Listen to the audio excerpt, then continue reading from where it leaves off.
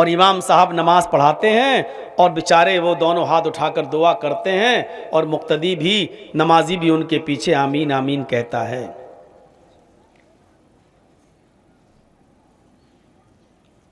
अब इस्लाम क्या है? बज़ाहिर अच्छी चीज है, दुआ मांगने का कौन इनकार कर सकता है? बज़ाहिर अच्छी चीज है, लेकिन इसको समझने के लिए मौलाना जर्जिस अंसारी के बयानात सुनने के लिए मौलाना साहब के ऑफिशियल यूट्यूब चैनल मौलाना जर्जिस अंसारी स्पीचेस को सब्सक्राइब करें। ला इलाहा इल्लल्लाहु वहदहु ला शरीका लह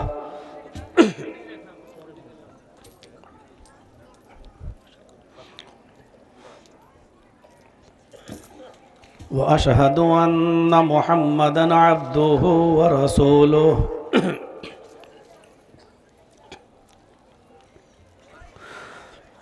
अम्मा बाद फ़इन्न खैरल हदीस किताबुल्लाह व खैरल हदी हदी मुहम्मदिन सल्लल्लाहु अलैहि वसल्लम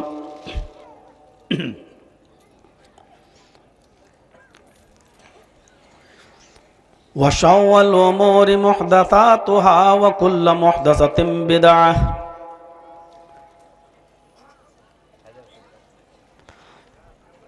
व कुल्लु बिदअतिन ज़लालह व कुल्लु ज़लालतिन फिन्नार।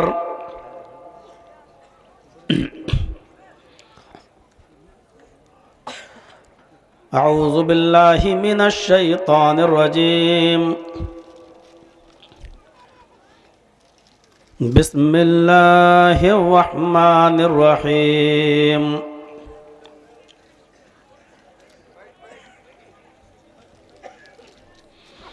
या अय्युहल्लज़ीना आमनू अतीउल्लाह व अतीउर रसूल व उलिल अम्रि मिनकुम फ़इन तनाज़अतुम फ़ी शैइन फ़रुद्दूहु इलल्लाहि वर्रसूल इन कुन्तुम तुअमिनून बिल्लाहि वल यौमिल आखिर।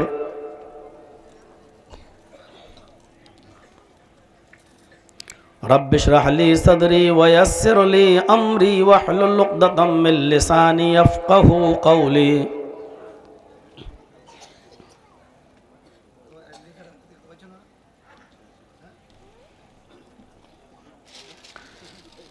मुअज़्ज़ज़ उलमाए किराम,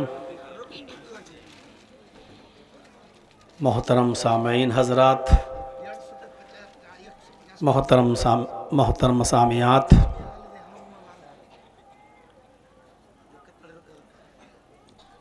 नौजवानों और अज़ीज़ बच्चों, दो रोज़ा प्रोग्राम का आज दूसरा दिन है और ये उसका लास्ट डे।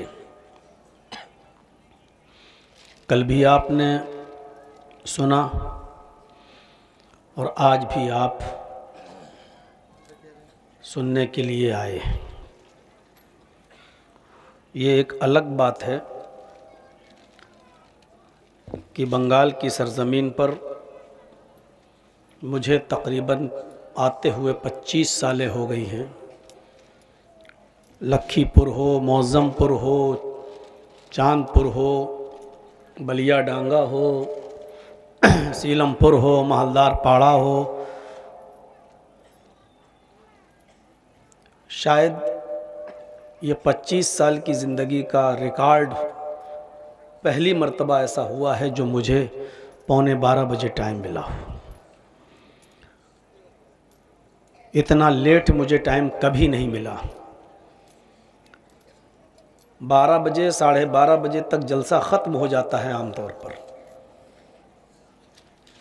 ये चीज़ ना मेरे लिए बेहतर है और ना आपके लिए अच्छी है। कोशिश कीजिए कि आइंदा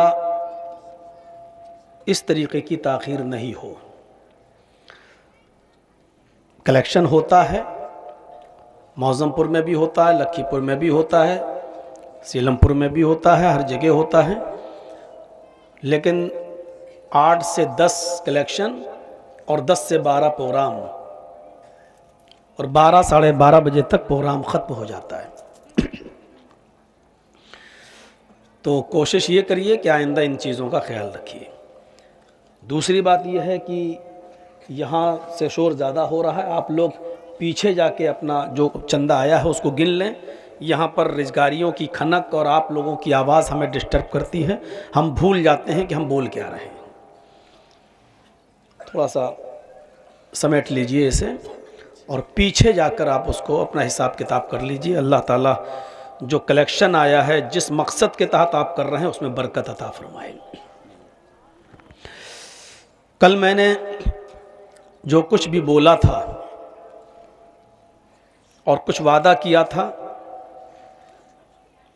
लेकिन आज मैं उन चीज़ों पर गुफ्तगू न करते हुए एक अहम चीज़ पर गुफ्तगू करूँगा। उसमें कुछ बातें हमें और आपको मालूम होंगी, कुछ मसलों की भी जानकारी होगी, और कोशिश करूँगा आपको ये बताने की कि सही मनहज और सही इस्लाम क्या है। इस्लाम के नाम के आगे आज सही लगाना पड़ रहा है मुझे, क्योंकि इस्लाम की जो सही शक्ल दी थी मुहम्मदुर रसूलुल्लाह सल्लल्लाहु अलैहि वसल्लम ने हमें और आपको, आज उसमें इतना बिगाड़ पैदा हो चुका है कि हर शख्स जो भी अमल कर रहा है वो ये समझता है कि मैं ही सही कर रहा हूं और मैं ही ठीक हूं। तो आज मैं कोशिश करूंगा ये बताने की कि सही इस्लाम क्या है। इस्लाम वो है जो मुहम्मदुर रसूलुल्लाह ने हमें दिया है, या इस्लाम वो है जो हम इस्लाम समझ के कर रहे हैं। और ये आपकी जिम्मेदारी है कि आप समझने की कोशिश करें असली क्या है और नकली क्या है। आप मार्केट में जाते हैं, जो सामान आप परचेस करते हैं, ख़रीदते हैं, तो आप डायरेक्ट नहीं ख़रीद लेते हैं, उसको हर हैसियत से देखते हैं, परखते हैं, और जब आपकी अक्ल और दिमाग की कसौटी पर जब पूरा उतरता है तब आप उसको परचेस करते हैं, ख़रीदते हैं। एक मिट्टी का घड़ा समझते हैं ना, घड़ा, एक मिट्टी का घड़ा भी अगर आप खरीदने के लिए जाते हैं तो उसको भी आप ठोंक कर बजा कर खरीदते हैं। कहीं ऐसा ना हो कि घर ले जाने के बाद इसमें पानी भरूं तो पानी टपके नहीं, कहीं सुराख तो नहीं है, कहीं से चटका तो नहीं है, कहीं पानी तो नहीं बहने लगेगा।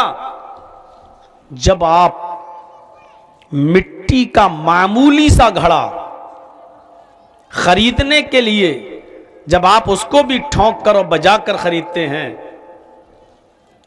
और देखते हैं कि कहीं से टपक तो नहीं रहा है, चू तो नहीं रहा है, पानी भरकर भी देख लेते हैं कहीं से सुराख तो नहीं है, तब जाकर आप खरीदते हैं। तो इस्लाम के ऊपर आंख बंद करके हम और आप कैसे अमल कर सकते हैं जबकि उसके अंदर इतनी खुराफातें लोगों ने दाखिल कर दी हैं। हम ये भी तो समझने की कोशिश करें क्या सही है और क्या गलत है। इस्लाम वो है जो शरीयत ने, जो नबी ने हमें दिया है। इस्लाम वो नहीं है जो हम बाप दादा के जमाने से करते चले आ रहे हैं।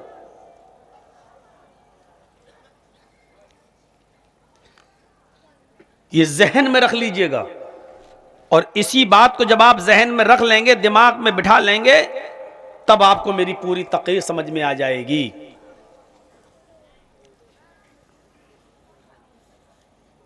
एक मस्जिद के इमाम को आपने रख लिया, वो मस्जिद में नमाज पढ़ाता है, और मस्जिद का सदर या मस्जिद का सेक्रेटरी या उस गांव का जो प्रेसिडेंट होता है, उसने आकर कह दिया, इमाम साहब हर फर्ज नमाज के बाद यहां हाथ उठाकर दुआ होती है, आपको भी करना है। और इमाम साहब नमाज पढ़ाते हैं और बेचारे वो दोनों हाथ उठाकर दुआ करते हैं और मुक्तदी भी, नमाजी भी उनके पीछे आमीन आमीन कहता है।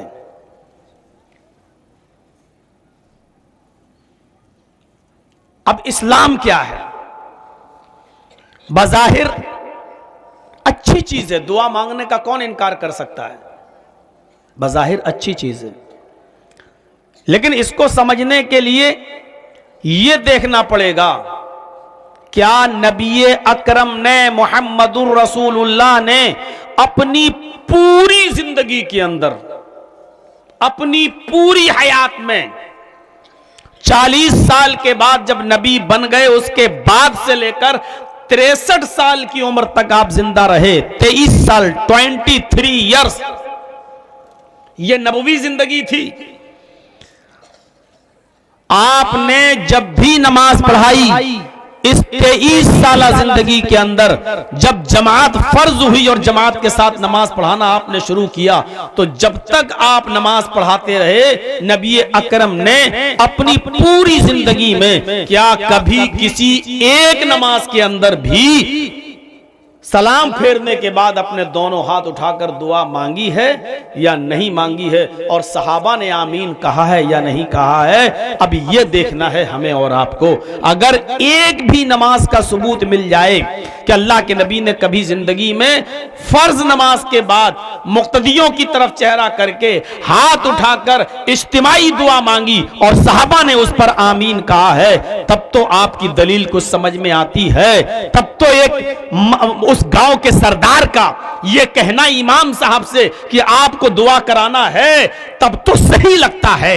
लेकिन अगर एक भी दलील इस किस्म की नहीं मिलती हो और एक भी सबूत इस तरीके का नहीं मिलता हो, तो समझ लो कि गांव का वो सरदार मोहम्मद के दीन पर नाफिज होने का हुक्म नहीं दे रहा है, बल्कि मस्जिद को, एक इमाम को अपना मजहब, अपना दीन, अपना इस्लाम और अपनी ड्यूटी थोप रहा है। वो मोहम्मद के दीन को नहीं मानता है, वो अपने बाप दादा के दीन को राइज करना चाहता है।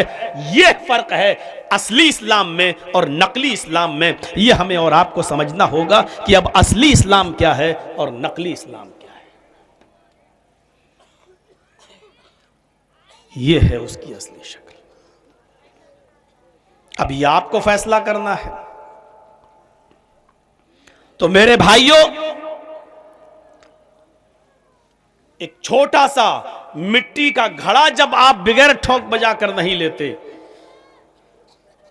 अभी रमजान शुरू होने वाला है, फिर उसके बाद ईद, हमारे घर की जो लेडीज, जो औरतें जब जाएंगी कलिया चक के मार्केट में और कपड़ा खरीदेंगी, ईद की साड़ी खरीदेंगी, शॉपिंग करेंगी, तो आप देख लीजिएगा डायरेक्ट जितना मांगेगा उतना पैसा नहीं दे दिया जाएगा। एक एक चीज अच्छी तरीके से देखेंगी और परखेंगी, पसंद आएगी तो लेंगी। एक कपड़ा खरीदने के लिए दुकानदार का 20 कपड़ा खुलवा देती हैं। वो तो ये कहो कि आलू में वैरायटी नहीं होती है, वरना सब्जी मंडी में जाकर ये कहे कि नीले रंग का कोई आलू हो तो दिखाओ, लाल रंग का कोई आलू हो तो दिखाओ। ये औरतों की, ये लेडीज की फितरत है। एक कपड़ा खरीदने के लिए वो 20-25 कपड़े खुलवा देती हैं, तब जाकर फिर भी पसंद नहीं आता, दूसरी दुकान पे जाएंगी। तो एक चीज खरीदने के लिए आपको कितना ठोकना और बजाना पड़ता है, फिर इस्लाम के मामले में आप क्यों नहीं देखते हैं? कैसे आप बाप दादा के जमाने से चले आ रहे रस्म रवाज पर आप अमल कर लेते हैं?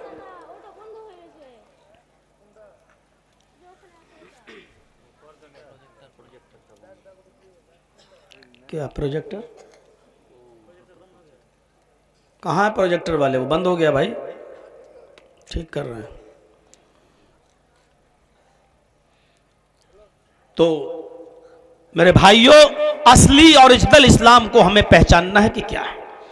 और असली इस्लाम की एक मिसाल मैं आपको देता हूं। कुरान की आयत मैंने पढ़ी है, उसी को मैं पढ़ रहा हूं, सुनिए। या अय्युहल्लज़ीना आमनू अतीउल्लाह व अतीउर रसूल व उलिल अम्रि मिनकुम फ़इन तनाज़अतुम फ़ी शैइन फरुद्दूहु इलल्लाहि वर रसूल इन कुंतुम तुमिनून बिल्लाहि वल यौमिल आखिर। मुसलमानों, अल्लाह ने क्या कहा? मुसलमानों, तुम इताअत करो अल्लाह की। इताअत मतलब कहा मानो, हुक्म को फॉलो करो। इताअत करो अल्लाह की और इताअत करो रसूल की, यानी अल्लाह की इताअत हर हाल में और रसूल की इताअत हर हाल में। व उलिल अम्रि मिनकुम, और जो तुम्हारा अमीर हो, हाकिम वक्त हो, तुम उसकी भी इताअत करो, उसकी भी बात मानो। 3 लोगों की बात मानने का हुक्म दिया अल्लाह ने, अल्लाह की, रसूल की और जो तुम्हारा हाकिम हो, अमीर हो, उसकी इताअत। लेकिन ओरिजिनल इस्लाम की पहचान आगे क्या बताई है? फ़इन तनाज़अतुम फ़ी शैइन फरुद्दूहु इलल्लाहि वर रसूल। अगर तनाज़ा हो जाए, इख्तिलाफ हो जाए, किसी बात को लेकर दीन के मसले में झगड़ा हो जाए, अगर किसी भी मामले में, दीन के मामले में झगड़ा हो जाए, आमीन जोर से बोलना चाहिए कि आहिस्ता? झगड़ा हो गया, आप कह रहे हैं आहिस्ता, मैं कह रहा हूं जोर से।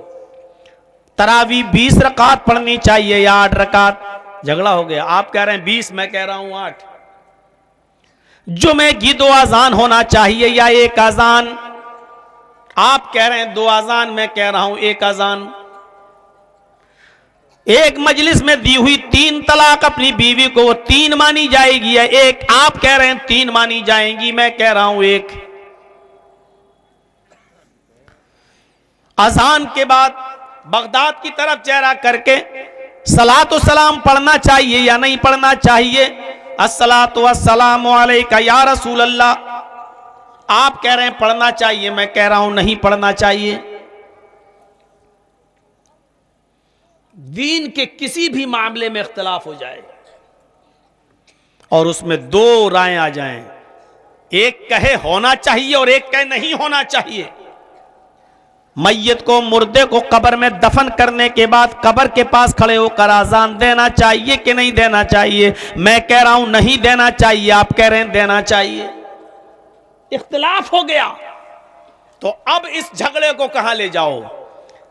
बात 3 की मानने के लिए कहा, अल्लाह की, रसूल की और हाकिम वक्त अमीर की। लेकिन जब इख्तिलाफ हो जाए, झगड़ा हो जाए, तो वहां अमीर की बात को खत्म कर दिया, हटा दिया हाकिम की बात। क्या कहा? फरुद्दूहु इलल्लाहि वर रसूल। अगर झगड़े को खत्म करना तो उसको सिर्फ अल्लाह और उसके रसूल की तरफ ले जाओ, कुरान और हदीस की तरफ ले जाओ। अब मामला अमीर के बस का नहीं है, अब मामला हाकिम वक्त का नहीं है। अगर इख्तिलाफ खत्म करना है तो ये देखो कुरान क्या कहता है और हदीस क्या कहती है, अल्लाह क्या कहता है और रसूल क्या कहते हैं। इस झगड़े को, इस इख्तिलाफ को अल्लाह और उसके रसूल की तरफ ले जाओ। अब एक चीज और समझ लीजिएगा, गांव के सरदार की चलेगी? मौलाना जर्जीस इस गांव के सरदार हैं तो जर्जीस की चलेगी? नहीं। हिल्लतो हुर्मत का मसला इतना सख्त होता है कि यहां किसी आम आदमी की तो छोड़ो, रसूल की नहीं चल सकती। किसी चीज को हलाल करना और किसी को हराम करना, यह अल्लाह का हक है बस। और अल्लाह ने यह अथॉरिटी, यह पावर अपने नबी को भी नहीं दी। अब सोच लीजिए, अल्लाह ने जिन चीजों को हलाल किया वो हलाल, और अल्लाह ने जिन चीजों को हराम किया वो हराम। हिल्लतो हुर्मत के मामले में नबी को भी इख्तियार नहीं है कि वो अल्लाह की हलाल की हुई किसी चीज को हराम कर दे और किसी हराम चीज को हलाल कर दे। अल्लाह ने ये इख्तियार नबी को भी नहीं दिया। जब नबी को नहीं मिला तो हमें और आपको कैसे मिल जाएगा? गांव के प्रधान को और सरदार को कैसे मिल जाएगा, या उस मस्जिद के मुतवल्ली को कैसे मिल जाएगा। साहब तुम ऐसा करो, मेरे बाप दादा के जमाने से चला आ रहा है। आइए एक हदीस की तरफ लेकर चलता हूं, एक वाक़े की तरफ लेकर चलता हूं। मेरी माँ बहनें आई हैं, ज़रा ये भी गौर से सुने। मैं स्पीड को थोड़ा स्लो कर रहा हूं और समझाने की कोशिश कर रहा हूं। अल्लाह के नबी की, मुहम्मदुर रसूलुल्लाह की कई बीवियां थीं, और आपका मामूल ये था, आदत, मामूल का मतलब आदत, थोड़ा मैं समझाता जाऊंगा। आपकी आदत ये थी, आज अगर आप खिताब सुनेंगे तो इंशाअल्लाह कुछ नई चीज़ें भी आपको मिलेंगी, नए मसले भी मिलेंगे, लेकिन ऐसे ही सुनिएगा जैसे खामोशी के साथ आप सुन रहे हैं। ये छोटे छोटे बच्चे, इनको या तो सुला दो या फिर बिठा लो। हाँ, अब आपके कहने की ज़रूरत नहीं है भाई, हम बोल तो रहे हैं। सुनिएगा, नबी अकरम की आदत थी, आप असर की नमाज पढ़ने के बाद थोड़ी थोड़ी देर के लिए अपनी सारी बीवियों के घर जाते थे, थोड़ी थोड़ी देर के लिए। देखिए, सोते तो वहां थे जहां बारी होती थी, जहां आपका नंबर है, मतलब कुरा डलता था, पर्चियां डाली जाती थी, जिस बीवी का नाम निकला उसके घर आप जाते थे। या दिन बना लिया था, जुमे के दिन इस बीवी के यहाँ, हफ्ते के दिन उसके यहाँ, संडे के दिन उसके यहाँ, मंडे के दिन उसके यहाँ, इस तरीके से आपकी आदत बनी हुई थी। दिन भर तो लोगों को दावत व तबलीग में समझाने में लग जाता था। अब रात में जब सोने आते थे तो जिस बीवी के यहाँ नंबर होता था उस वाइफ के यहाँ, उस बीवी के यहाँ आप जाते थे। लेकिन असर की नमाज पढ़ने के बाद आप थोड़ी थोड़ी देर के लिए, मैं इसको यूं भी कह सकता हूं 5-5 मिनट के लिए आप हर बीवी के घर जाते थे, खैर खबर लेने, ठीक है शाम को क्या पक रहा है, क्या खाओगी, फिर दूसरी बीवी क्या, ठीक है तुम्हारे हालचाल। 5-5 मिनट के लिए, थोड़ी थोड़ी देर के लिए रोजाना हर बीवी के यहां जाते थे असर की नमाज के बाद। जहन में रखिएगा, पूरा दिन नहीं, असर की नमाज के बाद आप थोड़ी थोड़ी देर के लिए हर बीवी के यहां जाते थे। 5-5 मिनट तो मैंने आपको समझाने के लिए कह दिया, वरना थोड़ी थोड़ी देर के लिए। अब ये पूछने मत लगना मौलाना साहब कौन सी हदीस में आया 5-5 मिनट के लिए। उस जमाने में तो घड़ियां चलती नहीं थी, तो आपने कैसे कह दिया। मैं पहले कह रहा हूं कि आपको समझाने के लिए मैंने कह दिया, वरना थोड़ी थोड़ी देर के लिए आप सारी बीवियों के घर जाते थे। आपकी बीवियों में एक बीवी का नाम था हजरत ज़ैनब। आपकी बीवियों में एक बीवी का नाम था ज़ैनब, और हजरत ज़ैनब के पास कहीं से शहद आया हुआ था। शहद, मधु, जिसको आप मधु बोलते हैं, शहद, हनी, शहद आया हुआ था। तो जब अल्लाह के नबी अपनी बीवी ज़ैनब के घर गए तो उन्होंने कहा, अय अल्लाह के नबी आप भूखे होंगे, मैं आपके लिए शहद का शरबत बनाकर लाती हूं, आप पी लीजिए, आप थोड़ा सा रुकिए, मैं बनाकर लाती हूं।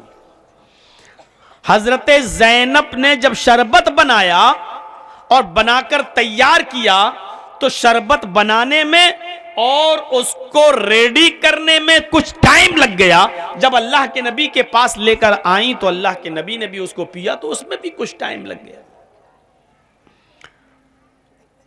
तो और दूसरी बीवियों के यहां आप रहे 5 मिनट, तो ज़ैनब के यहां आपको रुकना पड़ा 10 मिनट, मतलब थोड़ा टाइम लग गया। 5 मिनट रुकना था, थोड़ी देर, लेकिन वो कहने लगी रुकिए मैं शरबत बना के लाती हूं। शरबत बनाकर लाने में थोड़ा टाइम लग गया और इधर पीने में थोड़ा, तो डबल टाइम लग गया। एक दिन हो जाता कोई बात नहीं, लेकिन ज़ैनब के पास शहद कुछ ज्यादा था, इसलिए हजरत ज़ैनब ने अल्लाह के नबी को रोजाना रोकना शुरू कर दिया कि रुकिए आज भी शरबत पी के जाइए। तो अल्लाह के नबी सल्लल्लाहु अलैहि वसल्लम रुक जाते थे और शरबत पीकर वहां से आते थे। तो ये टाइम आपको कुछ ज्यादा लग जाता था, और ये चीज दूसरी बीवियों को बर्दाश्त नहीं हुई। देख रहे हैं नबी की बीवियों का हाल, बड़े दिल गुर्दे वाले हैं लोग जिनकी 2-2 3-3 बीवियां हैं। आज के इस दौर में ये बड़ी हिम्मत का काम है। हाँ, लेकिन इंसाफ करते हो तो इंसाफ नहीं करते हो तो उसका अजाब भी बहुत बड़ा है। दूसरी बीवियों को यह तकलीफ हुई और आपस में सलाह करने लगी कि देखो हजरत ज़ैनब को देख लो, कुछ ज्यादा देर रोक लेती हैं अल्लाह के नबी को। देखते नहीं हो हमारे घर कितना कम रुकते हैं और आपके यहाँ ज़ैनब के यहाँ कितनी देर लगा रहे हैं। तो कहा कैसे रोका जाए। तो प्लानिंग, साजिश, प्लानिंग क्या की मालूम? सारी बीवियों ने सलाह की अभी ज़ैनब के घर से निकलेंगे ना तो उसके बाद जिस बीवी के घर जाएं हर बीवी ये कहना उनसे कि आपके मुंह से तो मगाफिर की बू आ रही। मगाफिर एक फूल होता है, एक फ्लावर है, फूल जिसके अंदर बहुत बदबू आती है। आपके मुंह से मगाफिर की बू यानी बदबू आ रही है। हो सकता है पहली बीवी ये कह दे तो अल्लाह के नबी उसको नहीं माने, वहां से निकलकर दूसरे के घर जाएंगे तो दूसरी भी यही कहेगी कि आप खा के आए, आपके मुंह से तो मगाफिर की बू आ रही है। हो सकता है दूसरी की बात भी ना माने तो तीसरी के घर जाएंगे तो वो भी यही कहेगी, हैं आपके मुंह से तो मगाफिर की बू आ रही है। तो एक की बात नहीं मानेंगे लेकिन सब जब कहेंगी तो सबकी बात तो मानेंगे। सारी बीवियों ने कहा ठीक ठीक ठीक ठीक। हजरत आयशा इस प्लानिंग की में कामयाब हो गई। नबी अकरम सल्लल्लाहु अलैहि वसल्लम ज़ैनब के घर से निकले और उसके बाद जिस बीवी के घर गए बिठाया, बैठिए, और करीब हुई और जैसे ही करीब हुई दूसरी बीवी तो कहा ये क्या बात, आए अल्लाह के नबी आपके मुंह से मगाफिर की बू आ रही है। मगाफिर एक फूल है उस जिसके अंदर बड़ी बदबू होती है, आपके मुंह से तो मगाफिर की बदबू आ रही है।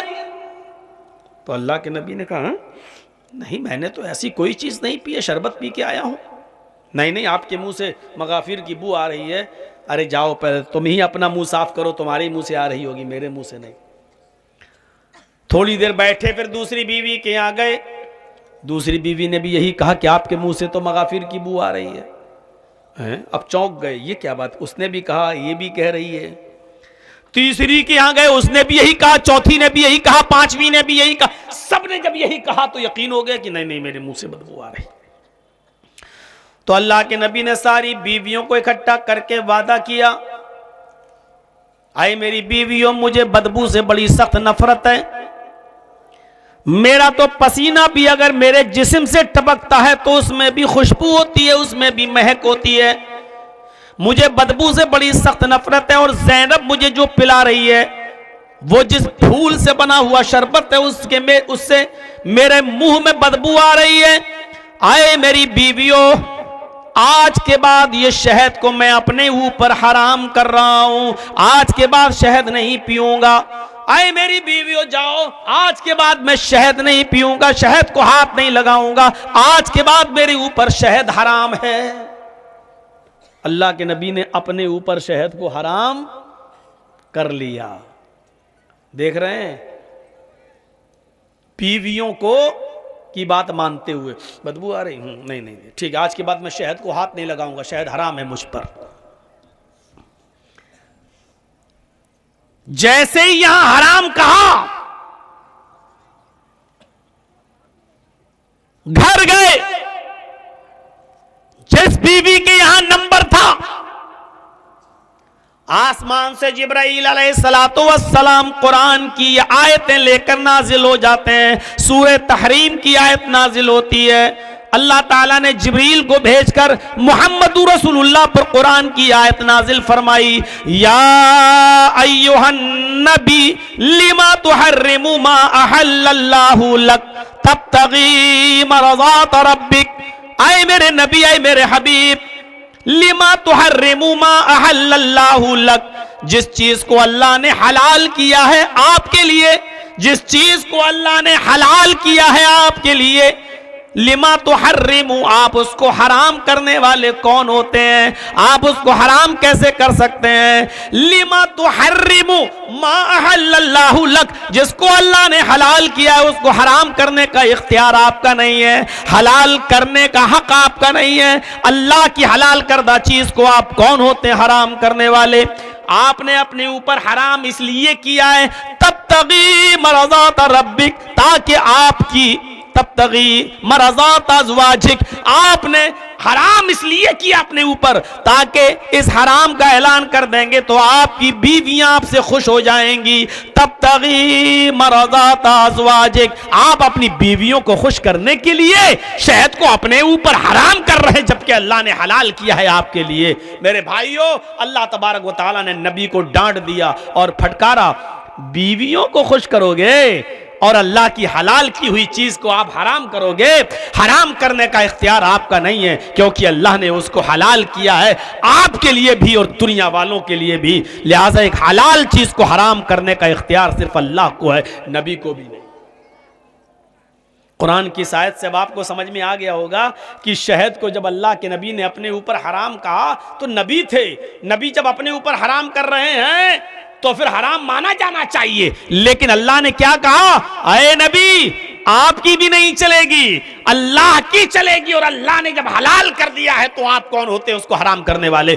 ये बात मौलवी जर्जीस को भी सोचना चाहिए, गांव के सरदार को भी सोचना चाहिए और मस्जिद के मुतवल्ली को भी सोचना चाहिए कि शरीयत नाम है अल्लाह और उसके रसूल के कानून को फॉलो करने का। शरीयत नाम गांव के सरदार की बात को मानने का नाम नहीं है। इस्लाम नाम है कुरान और हदीस को फॉलो करने का। इस्लाम नाम मौलवी जर्जीस को नहीं, मौलवी जर्जीस के बाप को नहीं, मौलवी जर्जीस के दादा को नहीं। मौलवी जर्जीस जिस गांव का प्रधान और सरदार है उस सरदार के बात को फॉलो करने का नाम इस्लाम नहीं है। इस्लाम नाम है शरीयत को फॉलो करने का। आप ऐसा हुक्म नहीं दे सकते हो मस्जिद के इमाम को और मस्जिद के मौलवी को जिसका शरीयत के अंदर कोई हुक्म मौजूद ना हो और आप कहें करो। अगर कोई इमाम ईदगाह में नमाज पढ़ाने के बाद यह कह दे कि ईद की नमाज पढ़ाने के होने के बाद आप एक दूसरे को ईद की मुबारकबाद देते हो, ईद मुबारक, यह गलत है, नाजायज है, नहीं देना चाहिए, तो आप उस इमाम से यह नहीं कह सकते हो कि इमाम साहब आप ये बात क्यों कहते हो, यह मत कहिएगा, वो सही बात कह रहा है। अगर कोई शख्स ये कहे मस्जिद के अंदर या ईदगाह के अंदर कि ईद की नमाज के बाद फौरन सलाम फेरने के बाद और खुतबा खत्म होने के बाद एक दूसरे से हाथ मिलाते हो, एक दूसरे से मुआनिका करते हो, गले मिलते हो, ये सब जायज नहीं है, नाजायज है, तो आप उस इमाम को ना तो हटा सकते हो ना मना कर सकते हो। इसलिए कि ईद के बाद नमाज खत्म होने के बाद ना गले मिलने का कोई सबूत है, ना मुसाफा करने का कोई सबूत है और ना ईद मुबारक कहने का कोई सबूत है। सिर्फ इतना है कि जब आप किसी से मुलाकात करें तो आप सिर्फ इतना कहें तकब्बल अल्लाहु मिन्नी व मिनकुम। हमने रमजान के जो रोजे रखे और इबादतें की हैं, ईद के दिन सिर्फ इतना कहिए आप तकब्बल अल्लाहु मिन्ना व मिनकुम, अल्लाह हमारी और तुम्हारी इबादतों को कबूल फरमा ले। नहीं कह सकते हो ईद मुबारक, नहीं मिला सकते हो हाथ, और दीन समझकर सवाब समझकर तो बिल्कुल नहीं मिला सकते हो, ये तो सरासर बिदात हो जाएगी, नाजायज हो जाएगा। अब आप ये कहें मौलाना साहब से इमाम साहब आप कैसे मना कर रहे हैं, नहीं, आप जो हाथ मिला रहा है मिलाने दो, जो गले मिल रहा मिलने दो, जो ईद मुबारक कह रहा है कहने दो। आप तो बाल की खाल निकालते हैं, हर चीज पर पाबंदी लगाते हो। मेरे भाइयों, अगर कोई ये कह रहा है तो समझ लो कि वो अपना दीन नाफिज करना चाहता है, अपने बाप का और अपने दादा का दीन नाफिज करना चाहता है। उसको फातिमा के दीन से नफरत है, उसको फातिमा के बाप के दीन से नफरत है। मेरे भाइयों, ऐसे मौके पर ना जर्जीस की मानी जाएगी, ना गांव के अमीर की और सरदार की मानी जाएगी, शरीयत की मानी जाएगी। देख नहीं रहे, अल्लाह के नबी ने कहा आज के बाद शहद हराम। अल्लाह ताला ने नबी को भी डांट दिया, लिमा तुहर्रिमू मा अहल्लल्लाहु लक। अल्लाह ने जिस चीज को आपके लिए हलाल किया है आप क्यों हराम कर रहे हैं उसको? नहीं कर सकते, ये इख्तियार नहीं है आपको। तो पता चला कि हलाल और हराम का हुक्म सिर्फ अल्लाह का हक है, इसको कोई दूसरा बदल नहीं सकता, कोई दूसरा चेंज नहीं कर सकता। आइए मेरे भाइयों, हाँ, गलती किसी से हो सकती है। मौलाना जर्जीस भी इंसान है, उनसे भी गलती हो सकती है। इज्तिहादी मामलात में गलती करना कोई बुरी चीज नहीं है। बुरी चीज क्या है? कुरान और हदीस की दलील आ जाने के बाद भी अपनी गलती न मानना। ए भैया, जिसको उठ के जाना हो अभी चले जाओ, जाओ। इतना मना करने के बाद भी सामने से उठते हैं यार। अब जाओ ना, उठ गए तो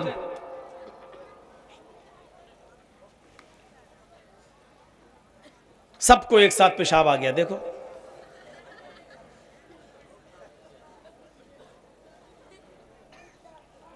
तो मेरे भाइयों, गलती, इज्तिहादी गलती हो सकती है किसी से भी,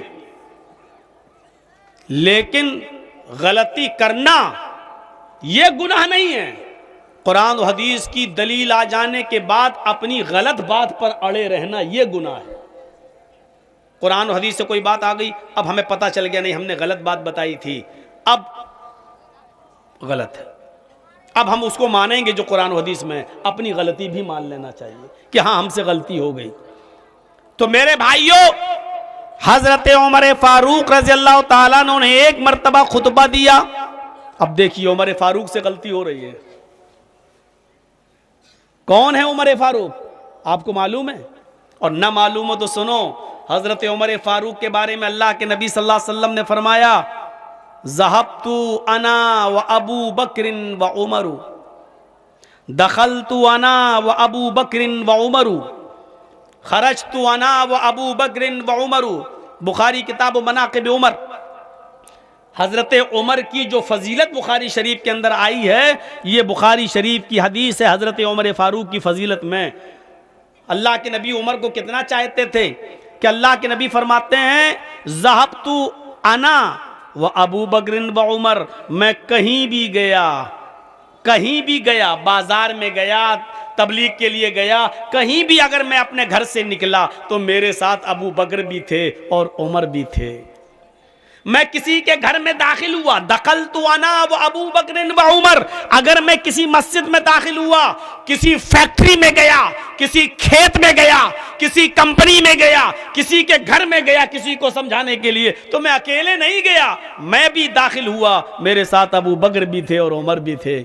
अगर मैं कहीं से निकला, कहीं से वापस आया, तो खरजतु अना व अबू बकरिन व उमर, मैं कहीं से निकला तो मेरे साथ अबू बकर भी थे और उमर भी थे। यानी इस हदीस का मतलब समझ रहे हो? इस हदीस का मतलब ये हुआ कि मैं अकेले कहीं गया नहीं, जहां भी गया अबू बकर मेरे साथ थे। मैं कहीं दाखिल हुआ तो अबू बकर उमर मेरे साथ थे, मैं कहीं से निकला तो अबू बकर उमर मेरे साथ थे। यानी उठना, बैठना, लेटना, सोना, जागना, खाना, पीना, चलना फिरना, नमाज, रोजा, हर मामले में अबू बकर उमर मेरे साथ थे। इतना साथ रहने वाले और नबी के साथ कपड़े की तरह चिपक कर, नबी के साए की तरह चिपके हुए लोग, लेकिन हजरत उमर फारूक इतना साथ रहने के बावजूद गलती कर रहे हैं। और गलती क्या कर रहे हैं? देखिए, आप मिंबर पर खुतबा दे रहे हैं और उस खुतबे के अंदर फरमाया, आज के बाद कोई भी पति अपनी पत्नी को, कोई भी शौहर अपनी वाइफ को, अपनी बीवी को, कोई भी हस्बैंड अपनी वाइफ को निकाह के वक्त, निकाह करते वक्त 400 दिरहम से ज्यादा मेहर नहीं देगा। मैंने अल्लाह के नबी सल्लल्लाहु अलैहि वसल्लम को देखा है, आपने अपनी बीवियों को 400 दिरहम से ज्यादा मेहर नहीं दिया। नबी की बेटियों का निकाह हुआ, ज़ैनब का, रुकैया का, उम्मे कुलसूम का, फातिमा का। आपकी किसी बेटी के निकाह में उनके हस्बैंड ने भी उनको 400 दिरहम से ज्यादा मेहर नहीं दिया। नबी आकरम ने किसी बीवी को नहीं दिया और नबी की किसी बेटी को नहीं मिला, इसलिए 400 दिरहम से ज्यादा कोई मेहर नहीं देगा। मेहर है, आप लोग क्या बोलते हैं? मोहर। अरे मोहर तो वो होती है जो लगाई जाती है यार, मेहर होता है सही लफ्ज मेहर। हक़ दैन, उसको उर्दू में सही लफ्ज मेहर है। अब मोहर मत बोलिएगा, मोहर वो होती है जो लिखने के बाद लगा दो, ठप्पा। मेहर 400 दिरहम से ज्यादा कोई मेहर नहीं देगा।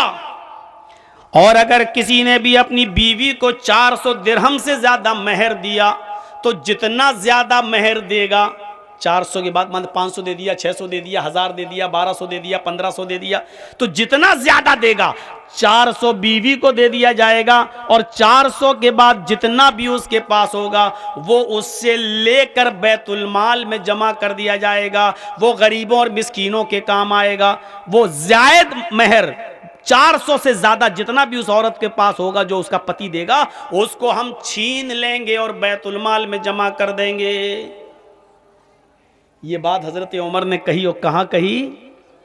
मिंबर पर खड़े होकर जुमे के दिन मस्जिद के अंदर। सबको मालूम हो गया। ओफो, अब मौलाना जर्जी साहब खुतबा देंगे तो थोड़ी कोई टोक देगा। खुतबे के बाद ख़त्म किया, मस्जिद में नमाज़ पढ़ाई, नमाज़ पढ़ाने के बाद अब बैठेंगे, तब लोग कहेंगे मौलाना आपने ऐसा किया, हमारी मस्जिद के मौलाना तो साहब ऐसा बताते हैं। अपना मसले मसाइल होंगे, खुतबे में तो कोई नहीं टोक सकता ना। तो हज़रत उमर फारूक को भी किसी ने नहीं टोका। मस्जिद के मिंबर से उतर गए, नमाज पढ़ाई, सलाम फेर दिया, अस्सलामु अलैकुम वरहमतुल्लाह, अस्सलामु अलैकुम वरहमतुल्लाह। जब दोनों तरफ सलाम फेर दिया और मुक्तदियों की तरफ चेहरा कर लिया, जुमे के दिन जब मुक्तदियों की तरफ चेहरा कर लिया, जाअत इमरातुन, हजरत उमर फारूक के पास एक औरत आ गई। अभी लोग गए नहीं, मस्जिद में सब बैठे हैं। हजरत उमर के पास एक औरत आ गई और आकर कहने लगी, अमीरुल मोमिनीन, आपने मसला गलत बयान किया है। हजरत उमर फारूक से कहा जा रहा है,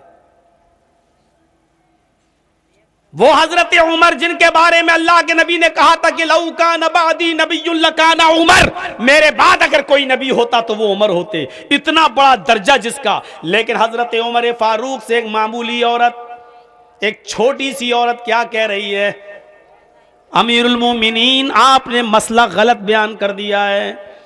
इसका मतलब यह है कि हजरत उमर फारूक के जमाने में अब तक औरतें भी मस्जिद में नमाज पढ़ने जाती थीं, अभी मना नहीं किया था। और अगर मस्जिद में नमाज पढ़ने न जा रही होती तो औरत आती कैसे?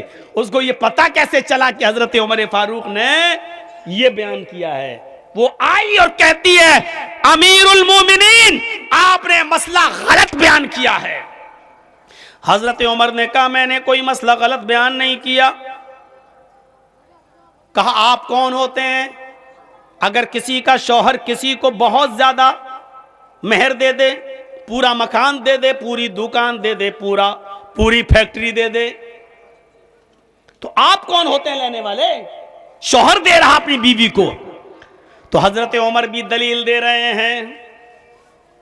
भाई समझाओ यार, कुत्ते की दुम की तरह टेढ़े रहेंगे लोग यार। समझाओ इन लोगों को भाई, या तो जाएं या बैठें।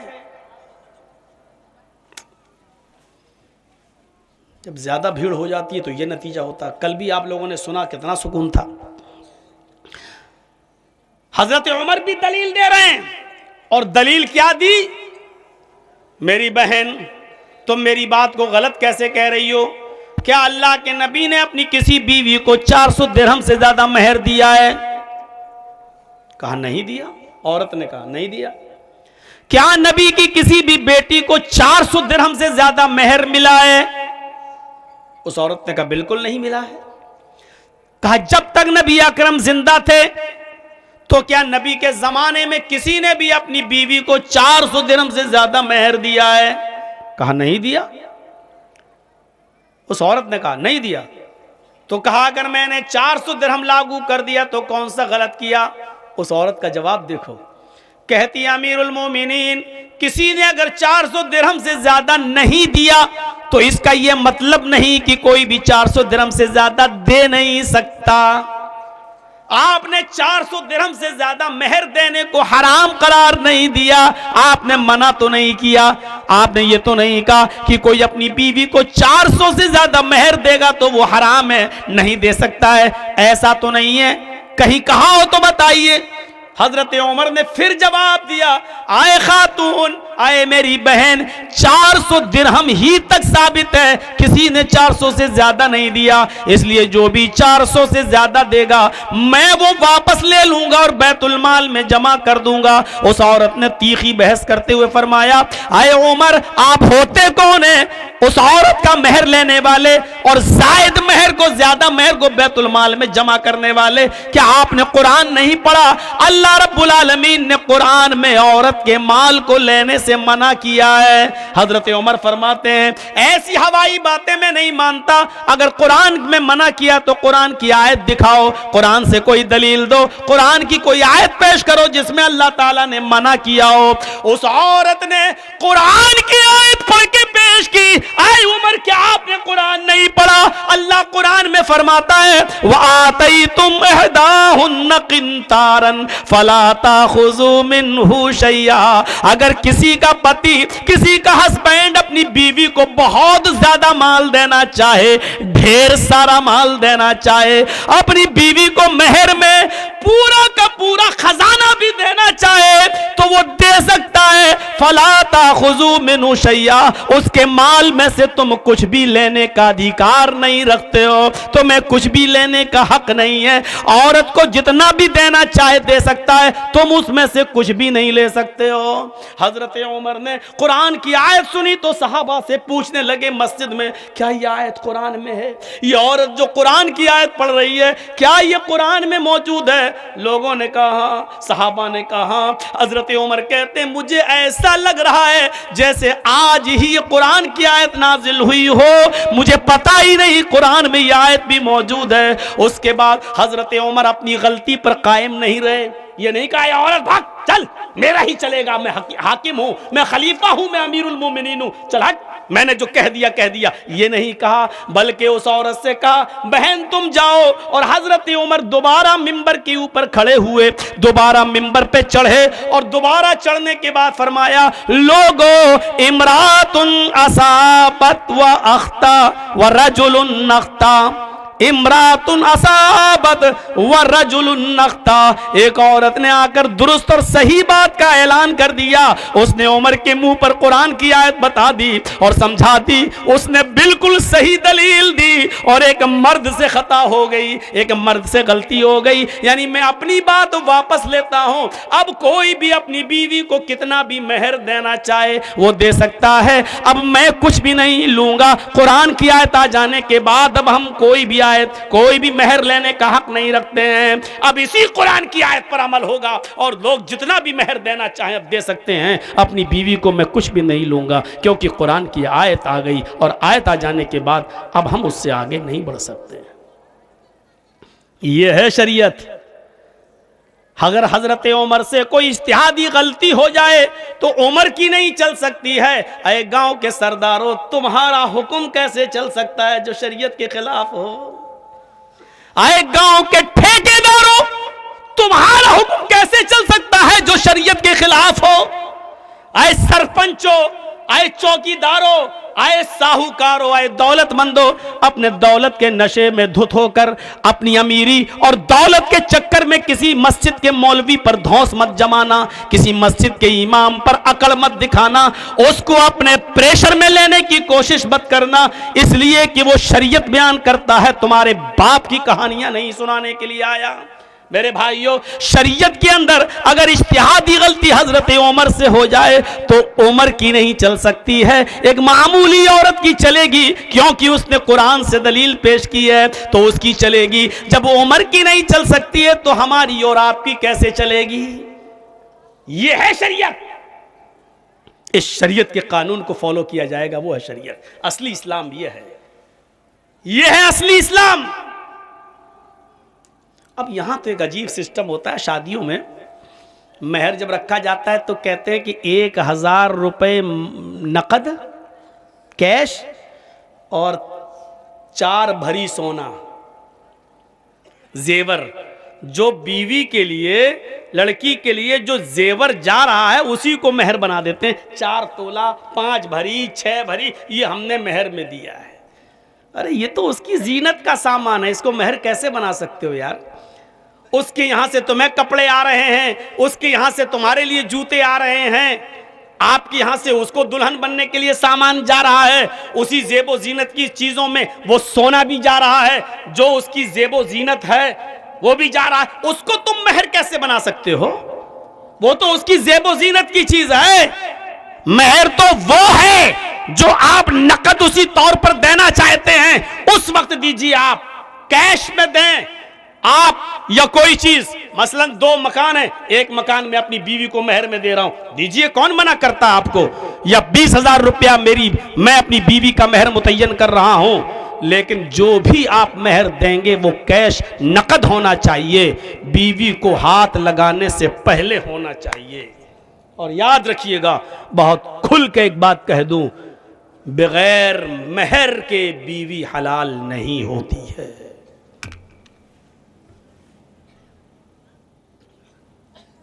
और इससे भी खुलकर कह दूं कि जो आज तक अपनी बीवी को मेहर नहीं दिए हैं और बीवी ने माफ भी नहीं किया है और आज तक उन्होंने अपनी बीवी को न पूछा न दिया,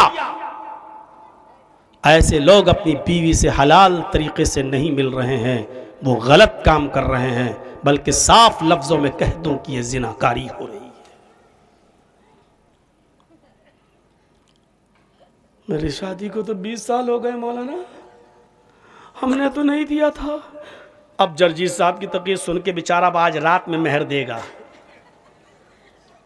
लो भाई, हमने नहीं दिया, लेकिन बहुत बड़ा गुनाह, ले लो। लेकिन आज जब मेहर दोगे तो कितना मेहर दोगे पता है? अगर आपका 20 साल पहले निकाह हुआ था और 20 साल पहले 2,000 रुपया मेहर था आपका, तो आज 20 साल के बाद आज की रात में अपनी बीवी को 2,000 देके छुटकारा नहीं पाओगे, बल्कि आपको आज टोटल जोड़ना पड़ेगा कि 2,000 रुपए में 20 साल पहले गोल्ड कितना आता था, सोना कितना आता था। ये 2,000 रुपए में पहले 20 साल पहले कितना सोना आता था। आज आप अगर मेरी तकरीर सुनकर अपनी बीवी को मेहर देंगे तो उतना सोना मेहर देना पड़ेगा जितना 2,000 रुपए में पहले आता था। मान लीजिए 2,000 रुपए में एक भरी सोना आता था 20 साल पहले, तो आज आप अपनी बीवी को एक भरी यानी 1 तोला सोना देंगे, 2,000 नहीं। और मेरी माँ बहनों, उतना लेना, तुम छोड़ना नहीं। यही तो एक बीवी की सिफत है, यही तो एक बीवी का हक है, जो डंके की चोट पर तुमसे मांग भी सकती है और वो हक लिए बगैर तुमको चाहे तो अपने जिस्म से हाथ भी नहीं लगाने दे सकती है। उसको अथॉरिटी, उसको पावर है, क्योंकि उस मेहर के बदले ही में वो हलाल हुई है आपके लिए। ये मौलाना तो उकसा रहा है हमारी औरतों को, ये तो भर देगा। शरीयत है, क्या करूं, मौलवी जर्जीस की भी नहीं चल सकती है। हमसे तो खुद ही ले लिया था। जब हमको माफ नहीं किया गया तो आप कैसे माफ हो सकते हैं? जब मौलवी नहीं बचेंगे तो आप बचेंगे? माफ कराया नहीं जाता है। एक बात और सुन लीजिए, माफ कराया नहीं जाता है नहीं, माफ कर दो, पहली शादी हुई पहली रात में मेरे माफ कर दो, तो उधर क्यों रखवा लिया था मेहर? अरे जब निकाह पढ़ा रहा था मौलवी तब क्यों कहा कि हाँ रख दो 5,000 10,000? जब तेरे पास था नहीं, नंगे फकीर फटीचर, जब तेरे पास देने को था नहीं तो रख क्यों लिया? नहीं, वहां तो सबके सामने बेइज्जती हो जाती। हाँ ठीक है, हम तो किसी का भी निकाह पढ़ाते हैं तो पहले पूछ लेते हैं कितना रुपए मेहर है, कहाँ है, पहले मैं ले लेता हूं, लाओ पहले दो। जब वो दे देता है मेरे हाथ में और जब मैं 2 आदमियों को वो पैसा वो मेहर देकर भेज देता हूं लड़की के पास, जाओ पहले उसको देकर आओ, उसके बाद हम मर्द का निकाह पढ़ाते हैं, उसके बाद हम पढ़ाते हैं। ये औरत की मर्जी है, उसका हक है। वो अगर चाहे तो वो 10 दिन के लिए माफ कर सकती है, 1 महीने के लिए भी माफ कर सकती है। वो कह सकती है ठीक है 1 साल के बाद दे देना, अभी तुम्हारे पास नहीं है तो जब हो जाए तब दे देना। वो कह सकती है तो ठीक, लेकिन आप नहीं कहलवा सकते माफ कर दे, अच्छा 1 साल के बाद दे दूंगा, आप नहीं कह सकते हो। आप अगर कह रहे हैं तो गलत है, आप अगर कह रहे हैं तो गलत, वो अपनी मर्जी से कह दे कि देखो तुम्हारे हालात अभी अच्छे नहीं हैं, शादी में भी तुमने इतना रुपया खर्च कर दिया है, चलो कोई बात नहीं, 5-6 महीने में मेहनत कर लो, कमा लो, हमें 6 महीने के बाद मेहर दे देना, ठीक है। तब आपको रुख्सत मिल गई है, तब आप अपनी बीवी के साथ उठ सकते, बैठ सकते, लेट सकते, सो सकते, खा सकते, पी सकते, ठीक है, जायज है। लेकिन बीवी अपनी मर्जी से इजाजत दे, या फिर वो यही कह दे कि ठीक है हमने अपना हक माफ कर दिया, अपना मेहर माफ कर दिया, अब हम नहीं, तब याद रखना फिर वो औरत कभी मियां बीवी में नाचाकी हो गई और इख्तिलाफ हो गया और तलाक की नौबत आ गई, तो उस मौके पर वो औरत फिर अपना हक मांग नहीं सकती, क्योंकि वो माफ कर चुकी है। फिर तलाक के मौके पर भी नहीं ले सकती है, क्योंकि माफ की हुई चीज फिर नहीं ली जाती है वापस। पहले तो माफ कर दो, जब तलाक की नौबत आए तो कह दे मेरा 10,000 का मेहर तब दे, तब नहीं चलेगा। इसीलिए मैं कह रहा हूं कि माफ मत करो, और कर रही हो तो तलाक के मौके पर भी तुम ले नहीं सकती हो, क्योंकि तुमने अपनी मर्जी से माफ किया। तलाक होगी नहीं होगी तो किस्मत को किसको मालूम था, किसी ने इल्म गैब थोड़ी पढ़ा है। तो मेरे भाइयों ये याद रखिएगा कि मेहर औरत का हक है, और ये बगैर मेहर के औरत आपके ऊपर, बीवी आपके ऊपर हलाल नहीं होती है। अल्लाह ताला हम सबको मेहर को पहले अदा करने की तौफीक अता फरमाए, यही तो बीवी का हक है। मेरे प्यारे साथियों जरा गौर करो, हजरत उमर फारूक की नहीं चल रही है, इज्तिहादी गलती हो गई। अमीर माविया का नाम सुना होगा, और सुन लो, अमीर माविया जब मुल्के शाम से मदीने आए, बहुत जबरदस्त चीज बता रहा हूं, इसमें रमजान के ताल्लुक से भी आपको कुछ पता चल जाएगा। हजरत अमीर माविया मुल्के शाम से मदीना आए तो क्या देखा कि मदीना के लोग एक सा खजूर सदक़े फित्र दे रहे हैं। फित्र, सदक़े फित्र देते हैं ना आप लोग, सदक़े फित्र अब समझाना पड़ेगा थोड़ा सा मुझे। सदक़े फित्र जो रमज़ान में ईद का चांद हो जाने के बाद से और ईद की नमाज से पहले पहले दिया जाता है, उसका टाइम शुरू होता है ईद का चांद हो जाने के बाद, और ईद की नमाज से पहले पहले सदक़े फित्र आपको देना है, और ये सबका देना है। आपके घर में मियाँ बीवी, हस्बैंड वाइफ और 2 बच्चे हैं, तो आपको हस्बैंड का भी देना है, अपनी वाइफ का भी देना है, और दोनों बच्चों का भी देना है।